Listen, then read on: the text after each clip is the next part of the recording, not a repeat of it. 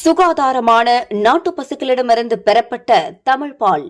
பதப்பொருட்கள் இல்லாதது, கலப்படங்கள் இல்லாதது தமிழ் பால். நன்மை முழுமை. அனல் பறக்கும் துபாய் மண்ணில் கிரிக்கெட் மாமழை பெய்யவிருக்கிறது. கோடிக்கணக்கான ரசிகர்களின் எதிர்பார்ப்புக்கு மத்தியில் பரம தைகரிகளான இரு அணிகள் இன்று பலப்பரீட்சை நடத்தவிருக்கின்றன.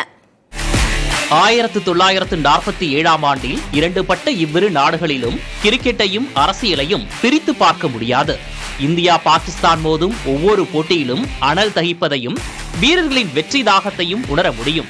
உணர்வு, உணர்ச்சி, தேசப்பற்று, விளையாட்டு மாண்பு என இவ்விரு அணிகளுக்கு இடையே ஒவ்வொரு கணமும் பேசுபொருளாகும். இப்போது சொல்லவா வேண்டும்? பஹல்காம் தாக்குதலுக்கு பின் நடைபெறும் முதல் மோதல் இது. வரலாற்று ரீதியாக 20 ஓவர் போட்டிகளில் பாகிஸ்தானுக்கு எதிராக இந்திய அணி ஆதிக்கம் செலுத்தி வருகிறது. குறிப்பாக ஆசிய கோப்பையில் 8 கோப்பைகளை வென்று மிகவும் வெற்றிகரமான அணியாக உள்ளது. விராட் கோலி இல்லை, ரோஹித் சர்மா இல்லை, ஆனாலும் இந்திய அணியின் பலம் சற்றும் குறையவில்லை.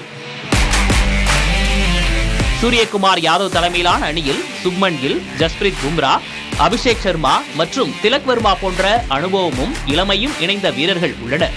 பும்ரா மற்றும் ஹர்ஷீப் சிங் தலைமையிலான பந்து வீச்சு, ஹர்திக் பாண்டியா, சஞ்சு சாம்சன் உள்ளிட்ட வீரர்களின் அதிரடி பேட்டிங் பலம் வாய்ந்தது.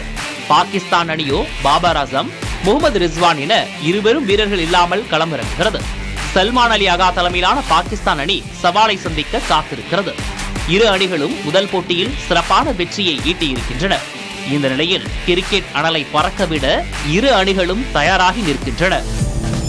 சுகாதாரமான நாட்டு பசுக்களிடமிருந்து பெறப்பட்ட தமிழ் பால். பதப்பொருட்கள் இல்லாதது, கலப்படங்கள் இல்லாதது தமிழ் பால். நன்மை முழுமை.